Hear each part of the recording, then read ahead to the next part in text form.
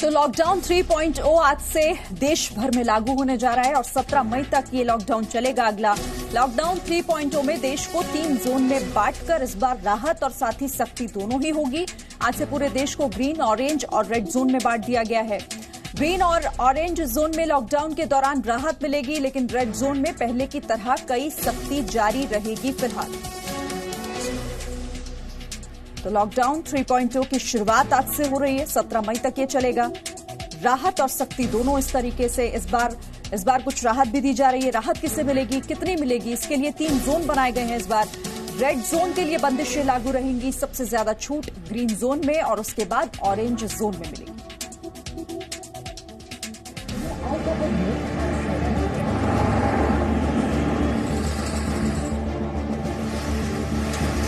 Lockdown 3.0 corona को हराएगा और economy को संभालेगा। जी हां, आज से लॉकडाउन की तीसरी पारी शुरू हो चुकी है, लेकिन इस बार तैयारी ऐसी की गई है कि न केवल कोरोना को मात दी जाएगी, बल्कि इकोनॉमी को भी पटरी पर लाया जाएगा। कोरोना काल में फिर से खुलेंगी दुकानें, बढ़ेगा कारोबार, क्योंकि लॉकडाउन 3.0 में इकोनॉमी को संभालने के लिए कई तरह की छूट दी गई है और इसका असर कहीं न कहीं आने वाले समय में आर्थिक मोर्चे पर सकारात्मक होगा। बीते 40 दिनों से कोरोना के कहर को खत्म करने के लिए देश भर में लॉकडाउन लगा हुआ था। पूरा हिंदुस्तान एकजुट होकर घर के अंदर बंद था, पूरी निष्ठा से लॉकडाउन का पालन कर रहा था। लेकिन आज से जब लॉकडाउन 3.0 लागू हुआ तो इस बात पर जोर दिया गया कि अब धीरे धीरे छूट दी जानी चाहिए। इकोनॉमी को संभालने के लिए आर्थिक कामकाज को फिर से शुरू किया जाना चाहिए और इसीलिए आज से पूरे देश भर में लॉकडाउन के दौरान कई तरह की छूट दे दी गई है। कई सेवाएं आज से शुरू हो जाएंगी, वापस से दफ्तरों में लोग पहुंचने लगेंगे। हालांकि इन तमाम छूट में सोशल डिस्टेंसिंग का कड़ाई से पालन करना होगा और छूट भी सशर्त है। पूरे दिल्ली को केंद्र सरकार ने रेड जोन डिक्लेयर किया है। रेड जोन में केंद्र सरकार ने जितनी छूट अलाउ की है वो सभी छूट हम लोग दिल्ली के अंदर अलाउ करने जा रहे हैं। सभी सरकारी दफ्तर खुलने जा रहे हैं। कई सारे सरकारी जो एसेंशियल सर्विसेज से डील करते हैं सरकारी दफ्तर, उन एसेंशियल सर्विसेज वाले सरकारी दफ्तर में 100% अटेंडेंस होगी।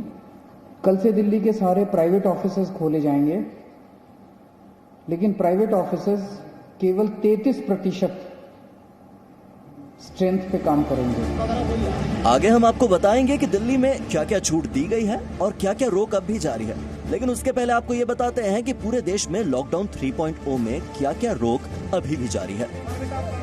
लॉकडाउन 3.0 में हवाई यात्रा बंद रहेगी, ट्रेन बंद रहेगी, मेट्रो बंद रहेगी, अंतर्राज्यीय बस सेवा बंद रहेगी, स्कूल कॉलेज बंद रहेंगे, मॉल सिनेमा हॉल भी बंद रहेंगे, होटल और जिम भी बंद रहेंगे, मंदिर, मस्जिद, गुरुद्वारा और चर्च भी बंद रहेंगे, धार्मिक आयोजन नहीं होंगे, साथ ही राजनीतिक, सामाजिक और खेल कार्यक्रम पर भी रोक जारी रहेगी।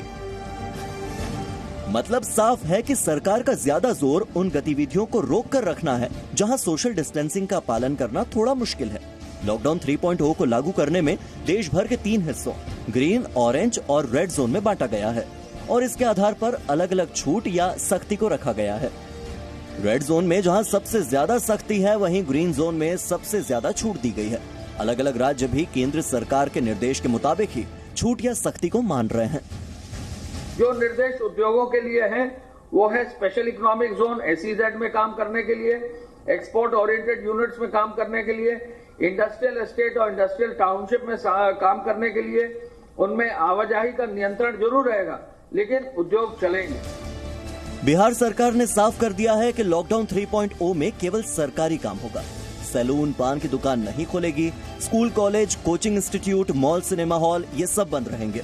वहीं असम सरकार ने साफ किया है कि अगर साफ सफाई और सैनिटाइजेशन का ख्याल रखा जाता है तो घर पर नाई को जाने की इजाजत दी जा सकती है।